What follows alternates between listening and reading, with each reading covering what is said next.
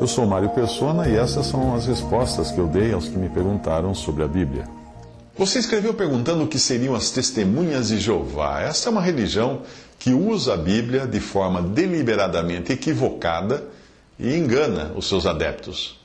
As suas doutrinas procuram diminuir o nome que está acima de todo nome, o nome do Senhor Jesus Cristo. Eles negam que Cristo seja Deus e não dão honra ao Filho como ao Pai. E se você ler João 5:23, você vai ver que tem que dar a mesma honra ao Pai e ao Filho. Os testemunhos de Jeová nós devemos tratar como está escrito em 2 João, versículos 7 ao 11, porque são inimigos de Deus, ou seja, nem cumprimentar. A salvação que eles pregam está baseada em obras, porque eles negam a divindade de Cristo. Por isso não saudá-los, né? Mas a salvação que pregam está baseada em obras.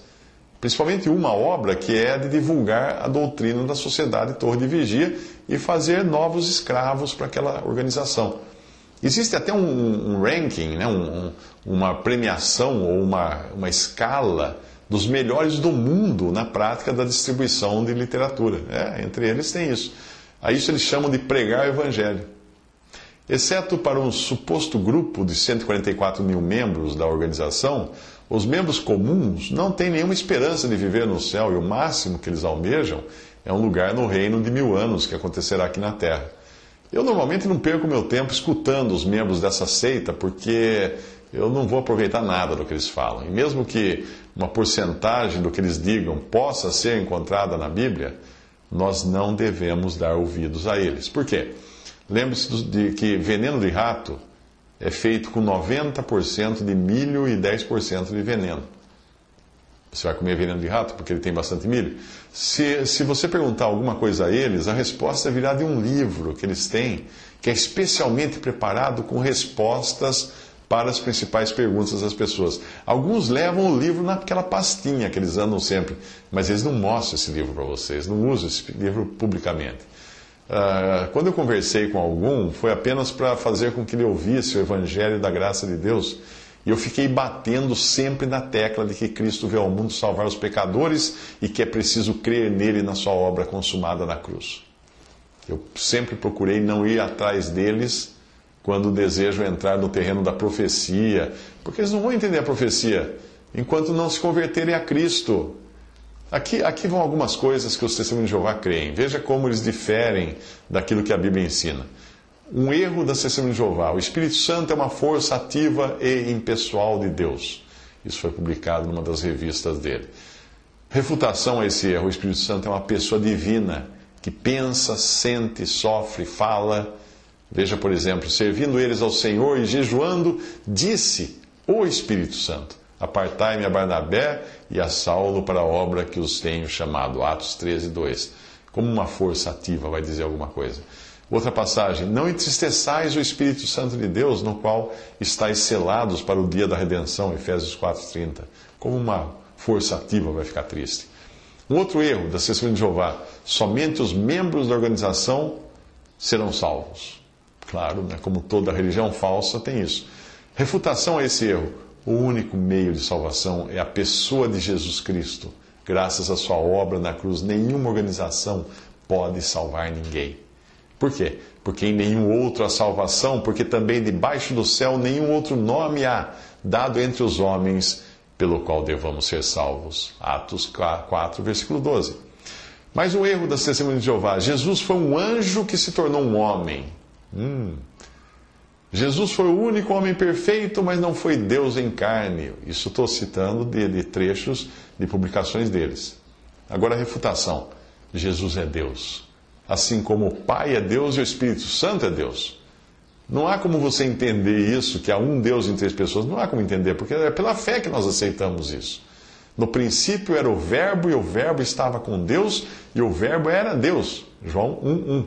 E o Verbo se fez carne, habitou entre nós, e vimos a sua glória como a glória do unigênito do Pai, cheio de graça e de verdade. João 1,14.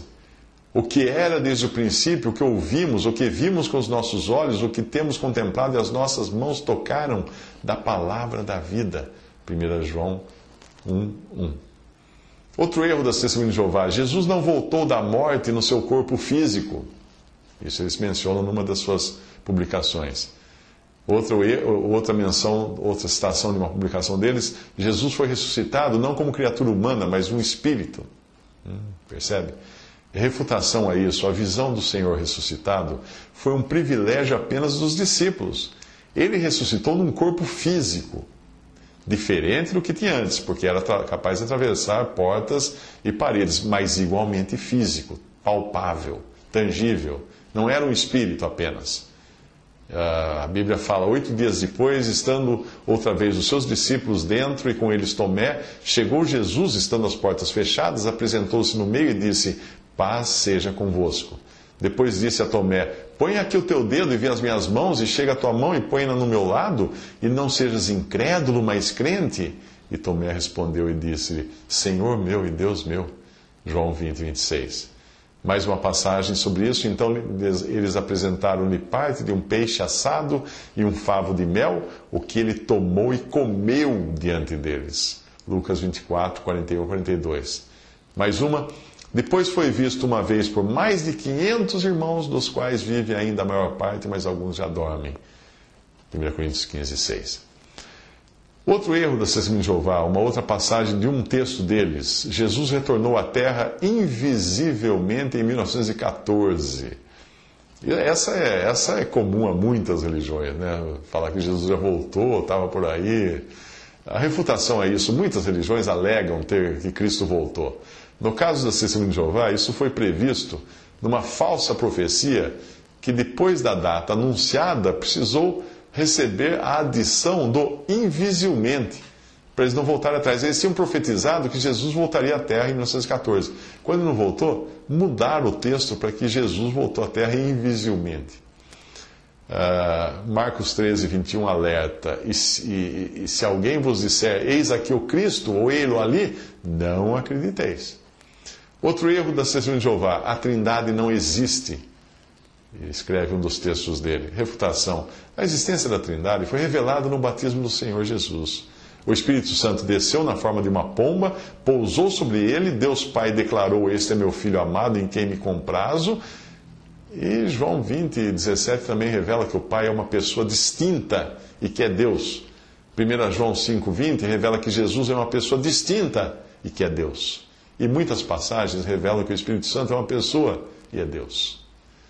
As 3 pessoas são citadas na fórmula instituída por Cristo no batismo, em Mateus 28, 19. E mesmo assim há um só Deus. E Satanás vai imitar isso depois lá em Apocalipse, porque vai existir Satanás, a besta e o falso profeta, numa clara alusão a uma imitação àquilo que é Deus. Deus um em 3 pessoas. Outro erro das testemunhas de Jeová: boas obras são necessárias para a salvação. Mais um texto deles diz: a salvação é pela fé e pelas boas obras.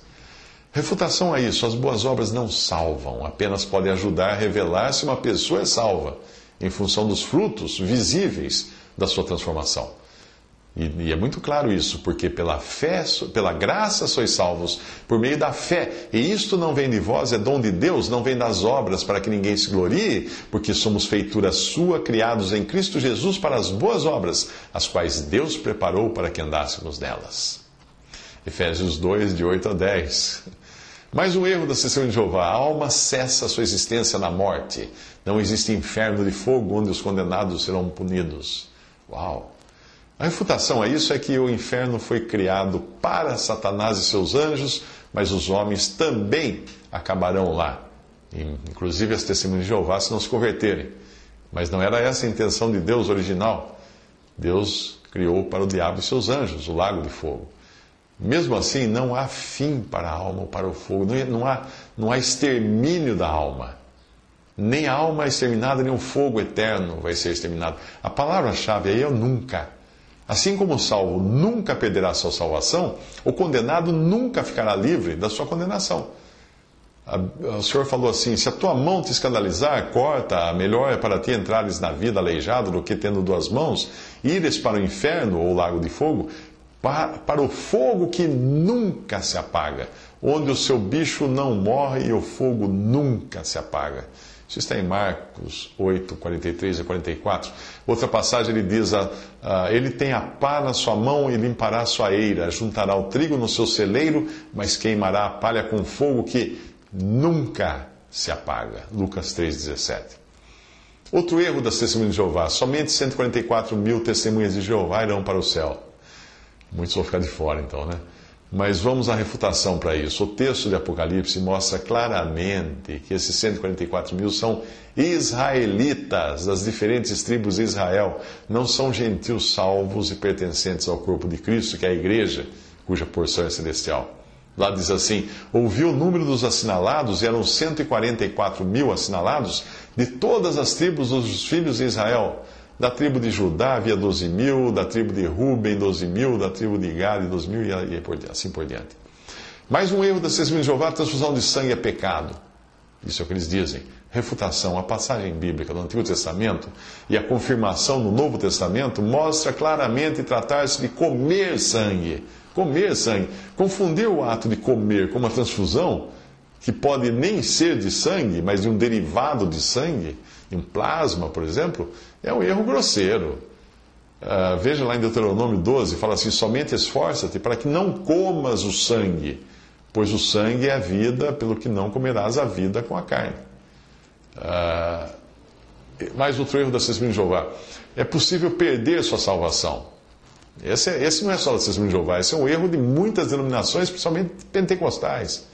Mas a refutação a isso, não é possível tirar das mãos de Deus aquele a quem Ele salvou pelo sacrifício do seu próprio Filho. Porque a palavra-chave, mais uma vez, é nunca. Dou-lhes a vida eterna e nunca hão de perecer, e ninguém as arrebatará da minha mão, disse o Senhor Jesus em João 10, 28.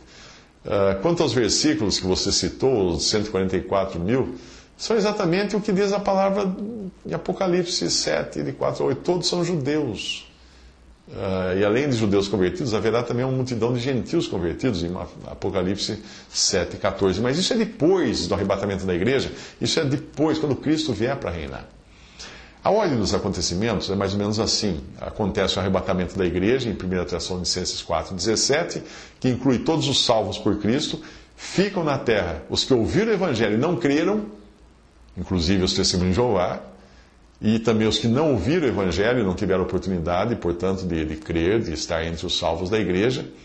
E depois disso, depois da igreja partir da terra, os que ouviram e não creram não terão outra chance, porque Deus fará com que creiam na mentira do anticristo, que vai se levantar após o arrebatamento da igreja. Isso está em 2 Tessalonicenses 2, de 7 a 12. Porém, os que não ouviram, sejam eles judeus e gentios, poderão ainda se converter na grande tribulação, durante o tempo de tribulação. E é desses que fala a passagem de Apocalipse que você citou.